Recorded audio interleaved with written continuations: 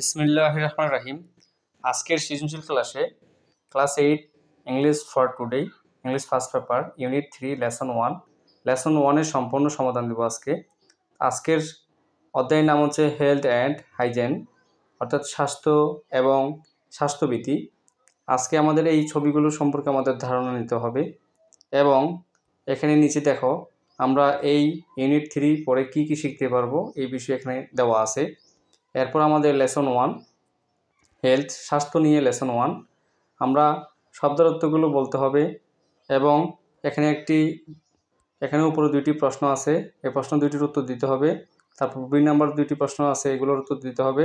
তারপর আমাদের এখানে টেক্সটটা পড়ে প্যাসেজটা পড়ার পরে আমাদের ভালোভাবে বুঝতে হবে। প্যাসেজটা বোঝার পর আমাদের এখানে 21 পৃষ্ঠায় এখানে 4টি সঠিক উত্তর লিখতে হবে, প্রশ্ন দেওয়া আছে।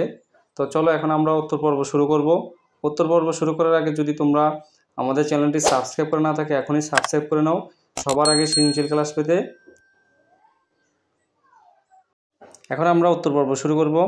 এটা যেহেতু সমাধান এবং সৃজনশীল ক্লাস, অবশ্যই ক্লাস সম্পূর্ণ করতে হবে তোমাদের। তো এখানে দেখো হেলথ অ্যান্ড হাইজেন, স্বাস্থ্য ও স্বাস্থ্যবিধি।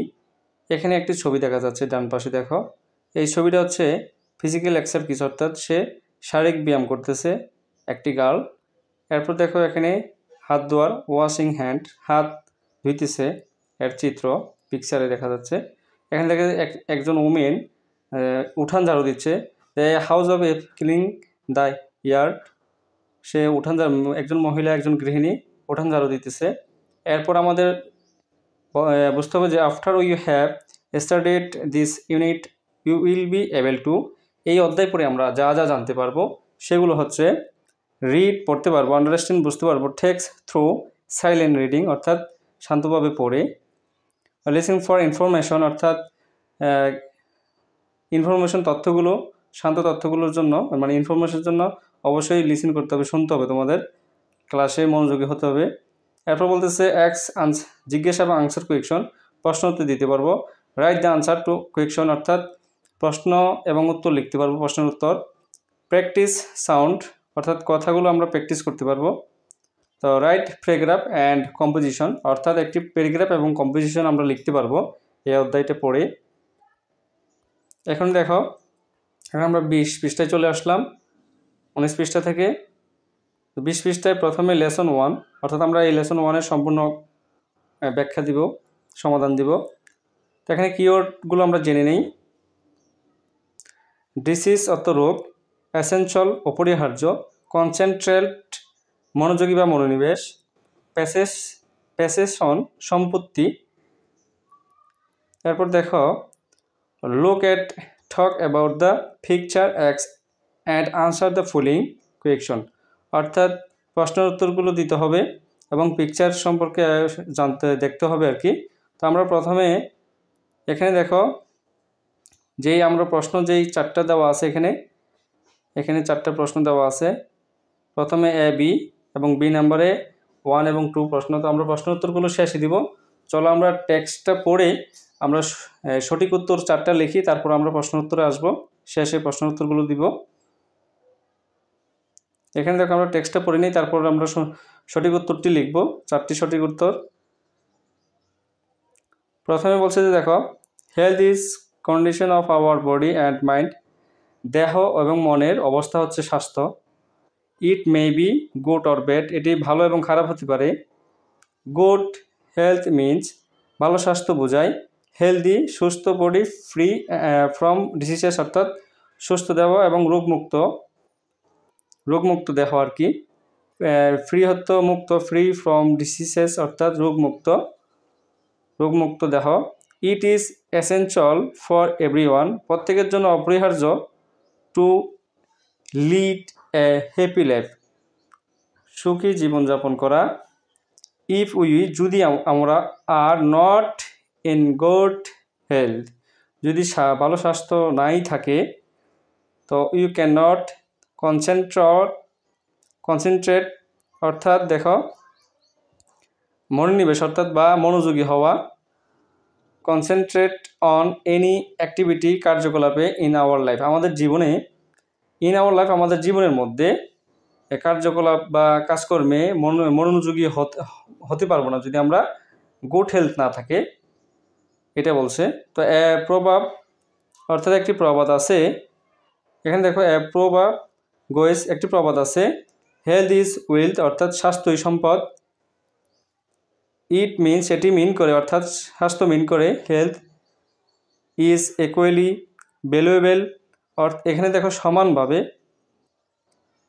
ভ্যালুয়েবল অর্থ মূল্যবান, অ্যাজ গোল্ড সোনা হিসেবে অর্থাৎ সোনা হিসেবে মূল্যবান সমানভাবে, অ্যান্ড আদার পার্সোনাল পসেশনস অর্থাৎ ব্যক্তিগত সম্পদের মতো মূল্যবান। আমরা যেমন এই সোনা এবং ব্যক্তিগত সম্পদকে আমরা মূল্যবান মনে করি, তো হেলথ স্বাস্থ্যও কিন্তু মূল্যবান শরীরের জন্য, মনের জন্য। উই মেই হ্যাভ বেস্ট উইলথ আমাদের বিশাল সম্পদ থাকতে পারে বা সম্পত্তি থাকতে পারে, অ্যান্ড প্রপার্টি বা সম্পত্তি থাকতে পারে, বাট ইফ উই কিন্তু যদি আমাদের আর নট হেলদি অর্থাৎ স্বাস্থ্য ভালো না থাকে, we can not enjoy them আমরা যদি উপভোগ করতে না পারি সেগুলো। এখানে দেখো একটা শব্দের তো আমরা ভালোভাবে বলে দিচ্ছি, সেটা হচ্ছে এখানে দেম দ্বারা তাদের বা তাদেরকে, কিন্তু এখানে বোঝাবে সেগুলো কোনগুলো বোঝাবে অর্থাৎ সম্পদগুলোকে বোঝাবে। আমরা যদি সেই সম্পদগুলোকে আমরা উপভোগ করতে না পারি, আমরা শরীর সুস্থ থাকার কারণেও আমরা উপভোগ করতে যদি না পারি, সেটা বলছে যে you cannot enjoy them অর্থাৎ সেগুলো যদি আমরা উপভোগ করতে না পারি। এরপর দেখো আবার বলা হচ্ছে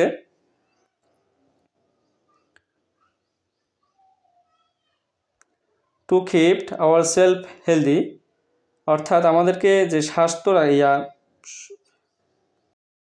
সুস্থ রাখতে, we have to do certain things অর্থাৎ নিশ্চিত এগুলো আমাদের করতে হবে, আমাদের করা উচিত আর কি, যেগুলো আমাদের করা উচিত সেগুলো হচ্ছে দেখো, you have to take a balanced diet অর্থাৎ আমাদের সুষম খাদ্য গ্রহণ করা উচিত।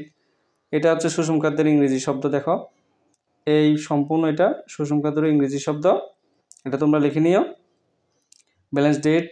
উই মাস্ট আমরা অবশ্যই এক্সারসাইজ অর্থাৎ এক্সারসাইজ করতে হবে, অনুশীলন করতে হবে regularly to keep our body fit for work অর্থাৎ কাজ এবং বডির জন্য ফিটনেস রাখতে হবে, এক্সারসাইজ রেগুলার এক্সারসাইজ করতে হবে সেটা বলছে।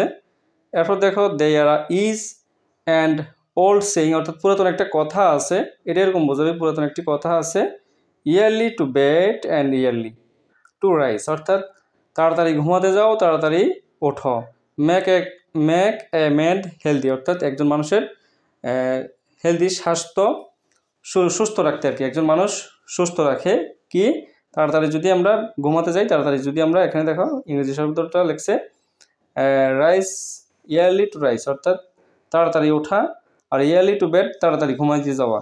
তো উইলদি অর্থাৎ সম্পদ, দেখো এটা হচ্ছে উইলদি অর্থাৎ ধনী অ্যান্ড উইস জ্ঞানী হওয়া যায় আর কি, এটা একটা প্রবাদ আছে, এটা সম্পূর্ণ একটা প্রবাদটা আমরা মার্ক করে দিচ্ছি কতটুকু থেকে কতটুকু।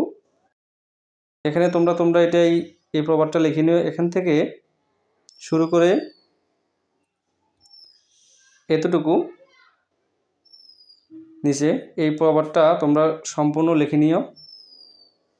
এরপর বলা হয়েছে তাই আমাদের উচিত নট কিপ লেট আওয়ার্স অর্থাৎ আমরা দেরি না করা ঘন্টার পর ঘন্টা যে কোনো কাজে, সেটা বোঝাচ্ছে। এটা প্রশ্নের উত্তরে তোমাদের প্রয়োজন হবে এই জিনিসটা, এই প্রবাদটা ব্যাখ্যা করতে হবে প্রশ্নের উত্তরে।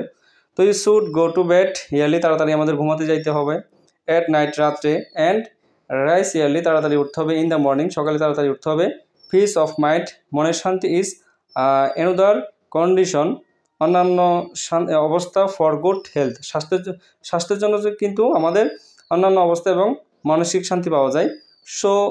সো ইউ মাস্ট তাই আমরা নট অরি দুশ্চিন্তা করবো না, আবার স্মল থিংস অফ লাইফ জীবনের ছোটো কোনো যে বিষয়গুলো আছে এগুলোতে আমরা দুশ্চিন্তা করবো না, তাই সেটা বলছে। দুশ্চিন্তা করলে অবশ্যই মানসিক ক্ষতি হয় এবং ফিজিক্যালি প্রবলেম হয়, মেন্টালিটিও প্রবলেম হয় যদি তো আমরা অরি করি অর্থাৎ দুশ্চিন্তা করি, যে এখানে একটা শব্দ দেওয়া আছে অরি, দুশ্চিন্তা করি। তো এখন আমরা একে একে প্রশ্ন উত্তর দিব, ওই যে আমরা সঠিক উত্তর খাতায় লিখতে হবে সেগুলো 22 পৃষ্ঠা থেকে। 21 পৃষ্ঠা থেকে আমরা এই উত্তরগুলো লিখতে হবে। চলো আমরা চলে যাচ্ছি। এই যে এখানে দেখো 21 পৃষ্ঠায় আমরা চলে আসছি। তো 21 পৃষ্ঠায় এই উত্তরগুলো আমাদের দিতে হবে। প্রথমে বলছে যে দেখো, read the text in silently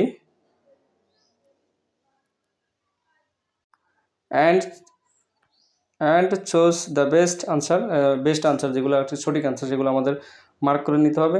প্রথমে বলছে দেখো, অবশ্যই তোমাদেরকে প্রশ্নগুলো আগে বুঝতে হবে, তারপর আমরা উত্তর দিব। Health means and condition.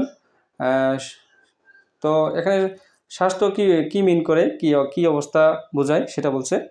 আমরা দেখো, আওয়ার মাইন্ড আমাদের মানসিক অবস্থা, মানে আমাদের মনকে বোঝায়। আওয়ার বডি আমাদের শরীরকে বোঝায়, অথবা আওয়ার এনভায়রনমেন্ট অর্থাৎ আমাদের পরিবেশকে বোঝায় কিনা, না, অবশ্যই না। সি নাম্বার হবে উত্তর।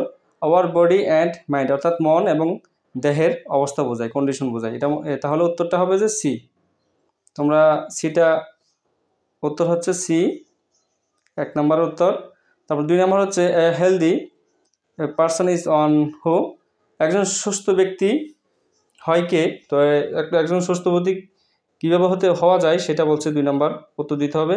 কি ইজ ওভারওয়েট অর্থাৎ বেশি ওজন, হ্যাজ এ লট উইলথ অর্থাৎ বেশি ধনী হলে, দ্য ইটস গুড ফুড অর্থাৎ ভালো খাবার খেলে কি তোমার স্বাস্থ্য ভালো থাকবে, না, অবশ্যই না। Is physically and mentality sound অর্থাৎ শারীরিক এবং মানসিকভাবে যখন তুমি স্বাস্থ্য ভালো থাকবা তখনই তুমি সুস্থ থাকবা। তো এটার উত্তর হচ্ছে, তো এখন 2 নম্বর উত্তর হচ্ছে এ, এটা লিখে নাও। তারপর 3 নম্বরে চলে যাচ্ছি। 3 নম্বর হচ্ছে উই ইউ নিড টু ইট, আমাদের কী খাওয়া প্রয়োজন? সমৃদ্ধ খাবার বা বেশি খাবার, লিটল ফুড অর্থাৎ সামান্য খাবার খাওয়া বেশি। তো এখানে তারপর লোট অফ ফুড অর্থাৎ অনেক খাবার খাওয়া, অবশ্যই না। তা এখানে দেখা যাচ্ছে ব্যালেন্সড ফুড অর্থাৎ সুষম খাদ্য। তো সুষম খাদ্য কি আমরা বলে দিচ্ছি। সুষম খাদ্য হচ্ছে ওয়াটার, সল্ট অ্যান্ড, আমরা সুষম খাদ্য ব্যালেন্স ফুডের মধ্যে পড়ে লবণ পানি, সল্ট ওয়াটার, এবং আমিষ হচ্ছে প্রোটিন।